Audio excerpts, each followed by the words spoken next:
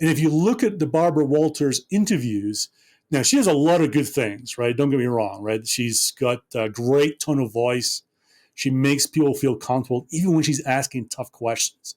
It comes across as not aggressive in any way.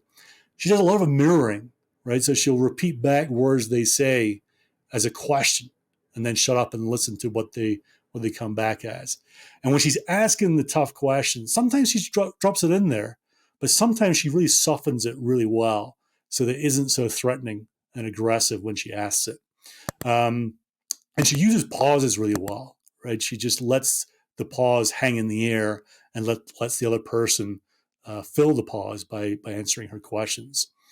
But one thing that she also does very well is she asks short questions. She does not ask these long questions. So, in fact, I did some analysis. I pulled up two of her interviews. One recently, before she retired, with Taylor Swift, who we've all at least know the name, right? If not liked the music. And then the other one was with Michael Jackson back before he died, I think a few years before he died. So let me give you some stats from these interviews. So the first one with Taylor Swift, I don't know how long the interview itself was.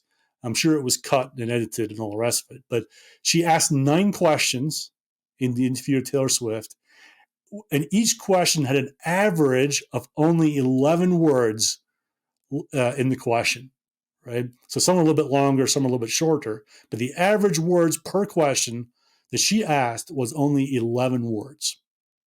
Some of them were single, some of them were a bit longer, but that's where she was, right? Another one, Michael Jackson's one. So it was a longer interview, much more in depth. And it was a tough interview as well, because she wanted to get to some pretty important topics and have them open up about things. In that interview, she asked 41 questions of Michael Jackson. And interestingly enough, the average number of words per question was 12. So pretty much the same as the one that she did with Taylor Swift. So I don't know if she plans it that way, or she did plan it that way, or what. But she's asking really telling questions with a real economy of words. Only 12 words in each question. And in the Michael Jackson interview, it was interesting because she had to use a lot of softening to try and get those tough questions in there. For example, one of the questions she started off by saying, "I don't want this to sound insulting." and she went on to ask him about why he was so weird. So she kind of, I think one of her questions was 57 words long. One was 43 words long. And she was trying to soften these, what could be perceived as aggressive questions, or at least tough questions for someone like Michael Jackson, but still have him sit there and want to answer them, right?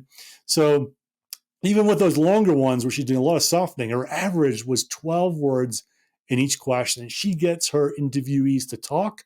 She gets them to go into depth. She gets them to open up about what it is she wants them to open up about. She's a skilled interviewer of some pretty tough people over the years. Remember the names I mentioned.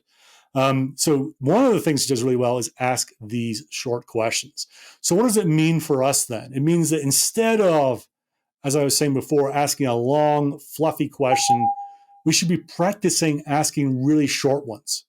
We need to practice asking the short ones. Instead of giving multiple choice answers to our questions that we're asking, stop, right? Stop after asking the question.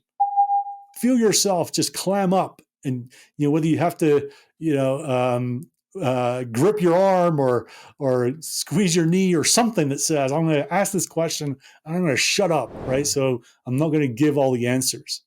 Instead of giving an explanation about the question after you've asked it, again, just stop, right? Catch yourself and practice asking these questions where you're ready to stop after asking the key question. And instead of asking a ton of follow-on questions, what about this and about that and then this and then that and then da-da-da-da, again, stop after asking the main question.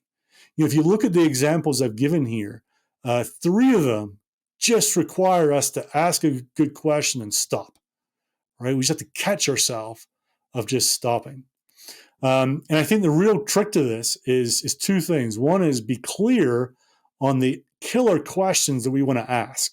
So get really good at knowing what those are, and that will give you the confidence to ask them in a way like that, right?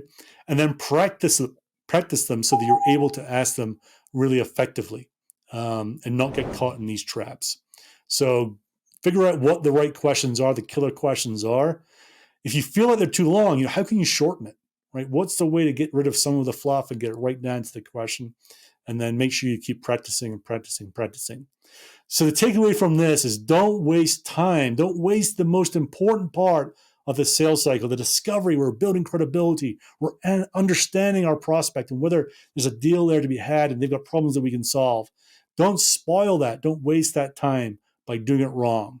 Master the skill of asking short but hard-hitting questions. And if you do so, you'll be more credible, effective, and prospects will want to work with you.